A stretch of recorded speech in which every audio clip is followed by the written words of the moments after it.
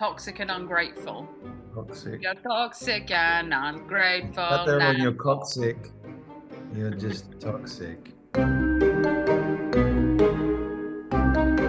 How hard was it to do the impersonations of your fellow coworkers for the Cape episode? And whose voice and mannerisms did you have the most fun with? When I first read the script, I was filled with anxiety because I thought, oh no, I've got to do, impersonations of my fellow cast members, not behind their backs. That was nerve-wracking. They were very helpful in helping me try and do, effective and convincing impersonations of them. At the time when it came out, everyone was full of praise. Since then, however, the masks have slipped a little bit. People's true feelings about what I did have kind of get, they get dropped here and there in conversation, And, honestly speaking, I think my Colin Robinson was good. It was strong. And then my Guillermo was strong. But I've seen some Matt Berry impressions that have just kind of blown me away. And I'm like, wow, that's next level. I mean, to be honest, when I hear Natasha do an impression of Matt, I'm like, that's a lot better than my impression of Matt. It's also, not just to say, can't imitate, no imitations, can't do it. Couldn't do me, could you? I couldn't do it. No, Natasha had to come back, cancel a holiday actually, just to do her own voice. Because a holiday, a wedding, and a relationship, a relationship, man. Yeah. I was happy. So sorry for that, Natasha. I should have been better on the day. But it means that our friendship has only got stronger because he didn't actually have to imitate me. That's true. Natasha, can we hear your Matt Berry impression? Oh no, Kayvan. Oh, no. No, it's because my impression of it is a not. Don't you right? But don't you think that Matt? Everyone thinks that Matt is like my darling, like sort of Laszlo, but actually Matt Berry is really like this. Okay, what I got? But he's like that, isn't he? He's more like that. Yeah, it is.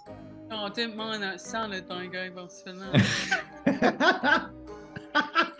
And Natasha, how does Nadja feel about the burden of slaying for humanity? Does she ever get tired? Slaying for humanity, wow.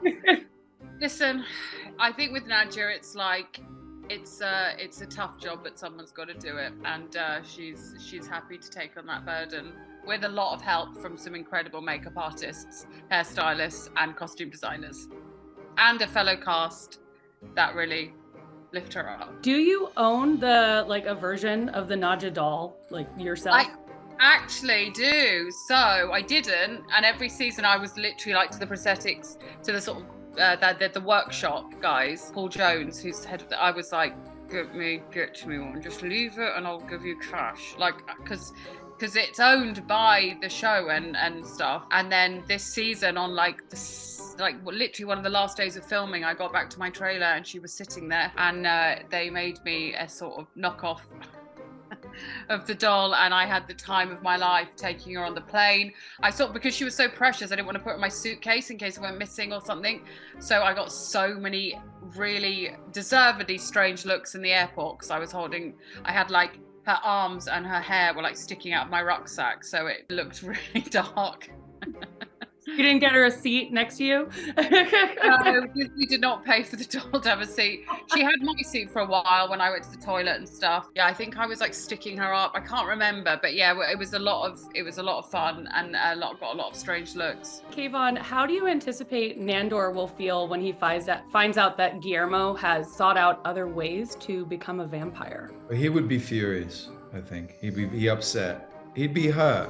He'd be deeply hurt. He really believes that Guillermo is utterly devoted to him, even though he treats him badly. He just thinks that love for him is just a kind of never-ending tap. And I think that's sometimes, the mistake people make in relationships. They think that the love they receive is unconditional. And actually, I got a great bit of advice once after I was heartbroken many, many years ago. And that was a woman is like a flower. If you stop watering her, she will die. Yeah, I was a little too sparing with the watering can back then. I was busy watering lots of other flowers at the time. There was only a little bit of water. But listen, I paid the ultimate price. You don't know what you got till it's gone. And actually, the first time I was brokenhearted, I realized that all pop songs are about heartbreak, and I had no idea up to that point. Suddenly, I could not listen to the radio anymore. Every song was like, I miss you so much. You know, anything, any pop song is about that. So anyway, what was the question? What would be the name of the pop song you would write?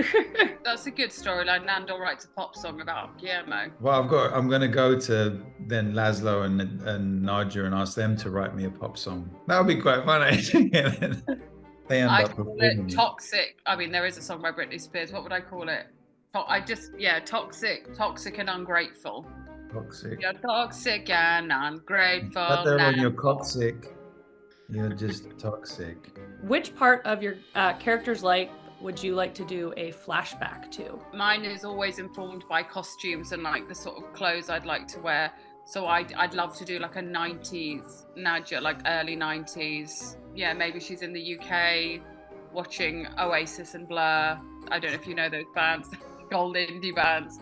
But yeah, hanging out with the Strokes, sort of 90s, early noughties Nadia. The Strokes guest starring would be great. I feel like that would be an I excellent. reckon a lot of those indie bands, there'd be a couple of vampires amongst them for sure. 100%. I mean, we always see those kind of those historical depictions. I guess with Nando as well, like him in battle. But then there's no way that you could see that. It would have to have been captured with a film camera. So I think the first time he meets Guillermo in the Panera Bread would probably have been filmed by a CCTV. Oh, that's a great shout.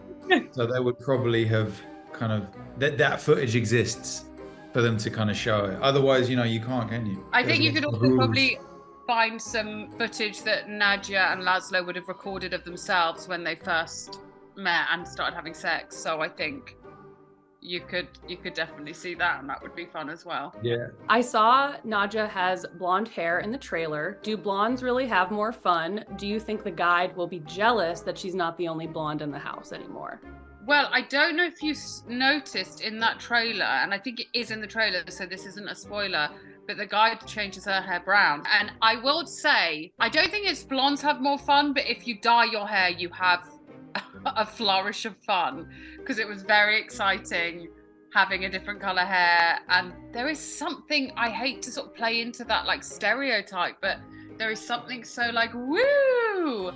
Maybe because it catches the light. Like I'm trying to think of it like objectively, why is it more fun? But it's like it catches the light a bit more. It's bright. So yeah, it definitely, that whole episode for me, that was like, I was so excited when I read that in the script. And they gave the doll a blonde, the doll changed her hair too. And Kayvan, if the gang weren't vampires, what other mythical or supernatural creature do you think they would be? I can't really, I don't know. Maybe I'm thinking about like Greek mythology, maybe, like if they could be minotaurs and what A else is house there? full of ancient Greek gods. Yes. Honestly, I find it hard to imagine them as anything other than what they are. And if both of you could yell any animal and turn into it, yell the name of any animal and turn into it, what would you want to turn into? Is there such thing as like a tiger that flies? You know There what? is I think if the world has vampires, I think that's absolutely possible. I just think the things that I can't do. Number one, massive spoiler, I can't fly. And then number two, run really fast and just be effortlessly really fit. So I would like to try out what it would be like to live in that space. The flying, really fit space. Like a eagle tiger. An eager, a teagle. I'm still struggling, to be honest. Maybe something that lays eggs. I don't know. Like an ostrich? Sure. Final question, also for both of you. If you were to recommend an episode to someone who has never seen the show, which one would you recommend someone start with? I got one, Baron's Got Night one. Out, I think. It's That's got a really good good. momentum. It's a good, quick, fast, energetic watch. And I think you'd be hooked. Yeah, I think that's a great shout. And I'd probably say something like that, or just because I absolutely loved the ingenuity of it. I really loved Go Flip Yourself. Yeah, that was awesome too. That I thought was like genius. And you have the access point of it being like a relatable sort of home makeover show mixed with our show. I was like, ugh, incredible. Casino as well. That's one of my favorites, actually. Oh yeah. The Ocean's That's 11 really one. good. It's because it's like a caper. When is Guillermo going to be the hot vampire we deserve and need? And that question is from Sad Girls Saturdays. Sad Girl Saturdays. That's a great name. I think that's what Guillermo wants. I think that's the Guillermo he wants. The Guillermo we all deserve. But things aren't easy for Guillermo, so I think that we have to see what the season has in store for him. But I think he's on his way. But I think the Guillermo can be sexy in his self today without having to feel like he has to have a full transformation.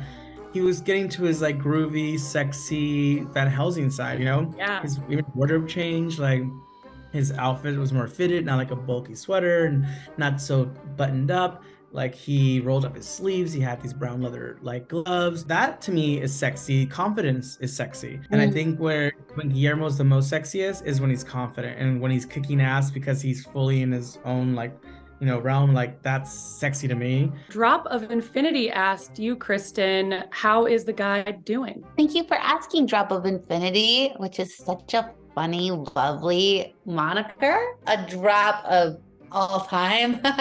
That's so cool. What a poet. The guide's doing great. Thank you for asking. In my horrors era, asked a follow-up question, will we ever learn the guide's real name? Right.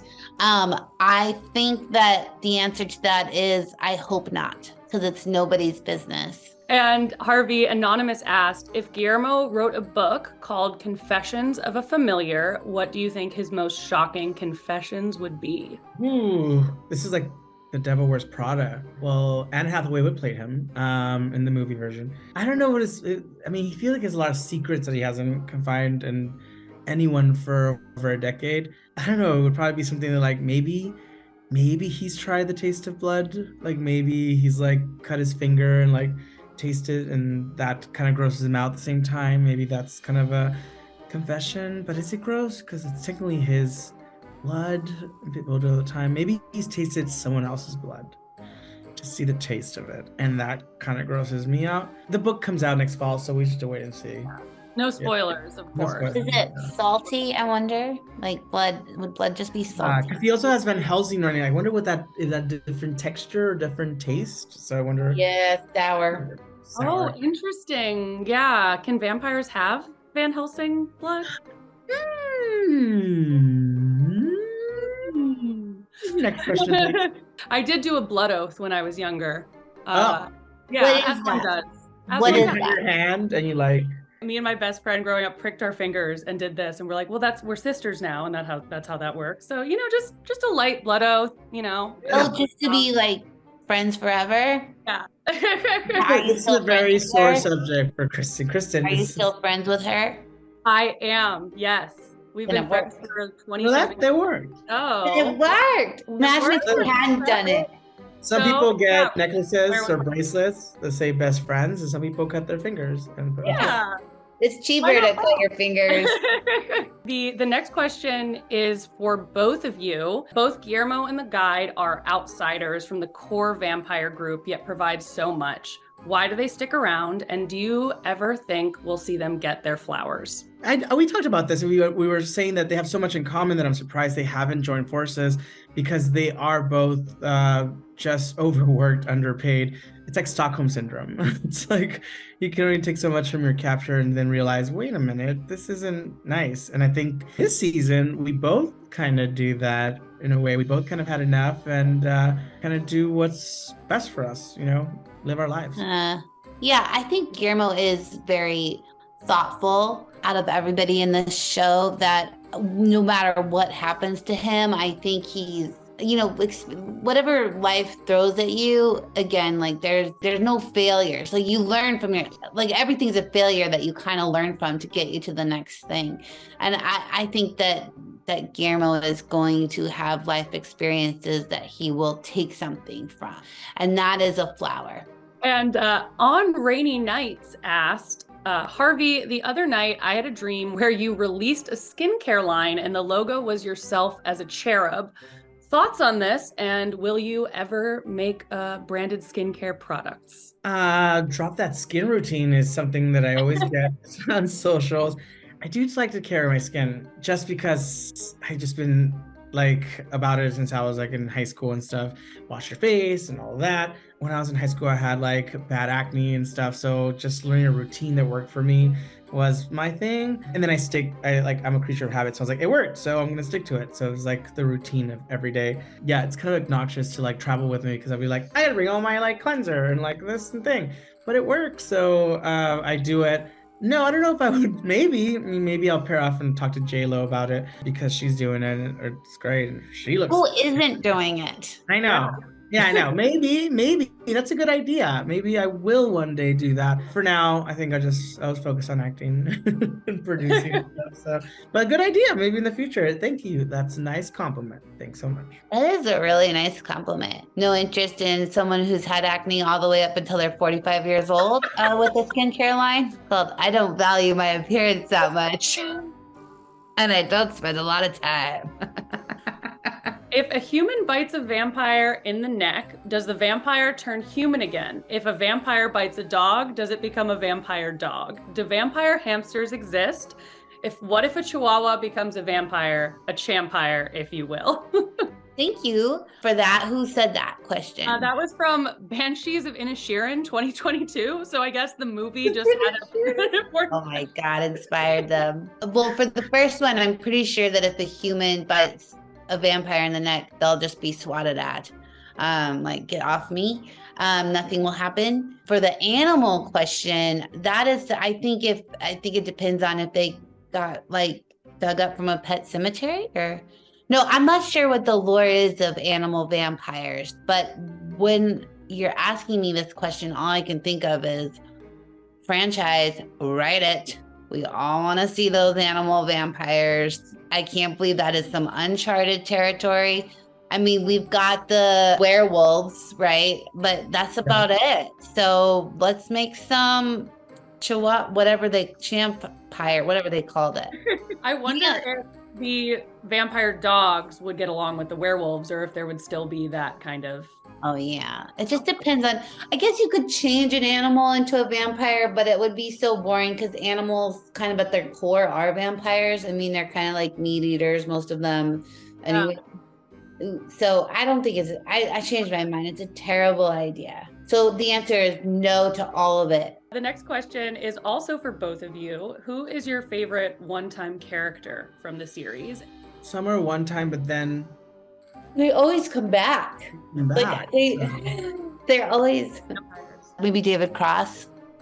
He definitely did one episode. Yes. Yeah. I just saw him too. Yeah. Yeah. Yeah, that's a good one. I mean, I really liked that episode because they had the Contessa. That was fun. And I also liked the actress who played his girlfriend. Remember? Who was really into Oh my him. God, who wanted the chicken? Yeah. Oh, it's like, he's like, do you have something that humans can eat? And I brought her chicken tendies and spaghetti with butter. Yeah. Our cult leader when Guillermo joins the cult. You're talking about Greta Lee? Greta Lee, yeah. Greta Lee. Yeah. She was phenomenal. I remember watching her back then. I know she's blowing up now. And she should, because when I watched her in that episode, I was like, that so wonderful. And then final question with the last minute. If you were to recommend an episode to someone who has never seen the show, which one would you recommend? Well, I would say the trial episode because it's from season 1. And I think it does a good job. First of all, it's the first time you see the guide. So that's, of course, I'm going to want you to watch that one. Yeah. But then you also see all these great guest stars who used to play vampires. And it's such a funny joke, but it also, you get to see Jermaine, you get to see Taika, and you also kind of learn the lore of the vampires. And then it's just a really funny episode. I would say I'm torn between two, which would be like the orgy episode from season 1, which kind of shows how crazy this world is and how funny these characters are. And also the curse episode where they think they're being cursed and 2 storylines are happening simultaneously. One of my favorite moments is like where I have to call the household and they think that Bloody Mary's cursing the house. And I call and the answer machine picks up and I have to whisper behind Derek's back in the van and be like, yeah, that person's gonna die. Like, it's one of my favorite things because it comes across as like in Nandor's reaction, Laszlo in that house just being terrified. It's one of my favorite episodes. And I think that kind of tells you that world where we live in, where everything's ridiculous and impossible and super fun.